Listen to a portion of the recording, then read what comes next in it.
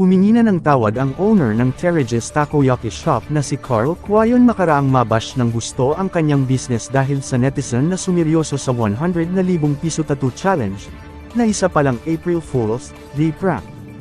Bukod sa public apology ay personal din niyang ibinigay ang 100,000 piso na premyo sa naprank na netizen. Unexpected ang lahat ng nangyari. Ito, may anak pala si tatay na may espesyal na karamdaman. Wala akong intensyon na maging perwisyo sa kapwa-tao ko. Sa mga nagkaroon ng negatibong pananaw sa April Fool's Day post namin, humihingi ako ng tawad.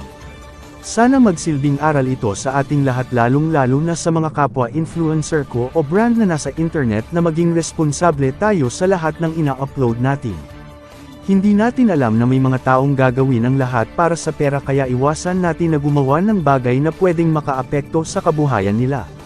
Sakaling makaapekto man tayo, siguraduhin nating maging responsable tayo at makabawi tayo sa kanila.